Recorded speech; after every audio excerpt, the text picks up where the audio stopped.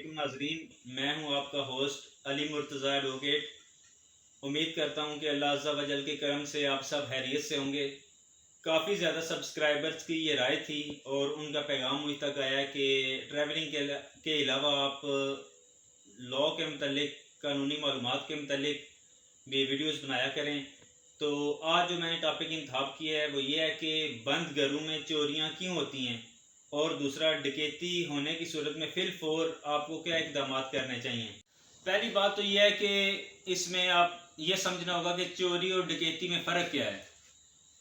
चोरी की जो डेफिनेशन है वो ये है कि कोई भी चीज़ आपके इल्म के बगैर आपसे कोई हथियार के चोरी करके ले जाता है जिसका आपको इल्म ना हो, वो चोरी कहलाती है। मिसाल के तौर पे आप रात को अपनी घड़ी रख के सोए हैं, तो रात में कोई चोर आके उठा के ले जाता है आपके इल्म के बगैर, तो वो चोरी कहलाती है।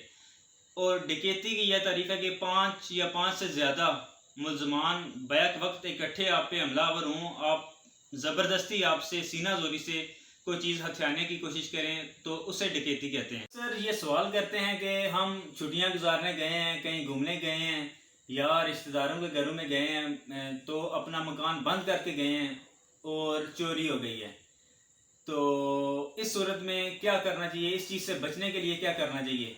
तो उनको हमारी यही राय होती है कि ये उस वक्त होती है ये जब आपके गली मोहल्ले में, आपके शहर में, आपके टाउन में कोई ना कोई चोर मौजूद होता है। तो वो इस बात पे नज़र रखता है कि मोहल्ले में, टाउन में, सिटी के इलाकों में जो कोई घर 2 दिन तक बंद तो नहीं है, 3 दिन तक बंद तो नहीं है, वो मुकम्मल इस बात का पहरा देता है और देखता रहता है कि कौन सा घर बंद है और कौन सा खुला है। दूसरी बात यह है कि जो फेरी वाले होते हैं, जो आपके गली मोहल्लों में फेरियां लगाने आते हैं, कोई कुल्फियां बेचने आता है, कोई और फेरी लगाने आता है, तो वो भी इस काम में मुलव्वस होते हैं। वो भी देखते रहते हैं जी कि कौन सा घर बंद है, कितने दिनों से बंद है, वो इस बात की मुकम्मल मुखबरी करते हैं। इसलिए जब भी जाएं, कहीं भी जाएं, सैर व तफरीह के लिए जाएं, किसी खुशी गमी में जाएं, किसी फौतगी पे जाएं, शादी पे जाएं, विज़िट करने जाएं, तो अपनी कीमती अशिया लाइक ज्वेलरी, सोना, पैसे, उसके अलावा मोबाइल फ़ोन्स, लैपटॉप्स, ये चीज़ें हमेशा अपने साथ लेके जाएं। कभी भी इन चीज़ों को अपने बंद घर में छोड़ के ना जाएं। और डकैती की सूरत में अगर तो मुलजमान ने चेहरों पे मास्क वगैरह पहने हों या चादरें, मफरल वगैरह उन्होंने अपने चेहरों पे लपेटे हुए हों, तो कोशिश करें कि उनकी आवाज़, उनके हुलिये से उनको पहचानने की कोशिश करें।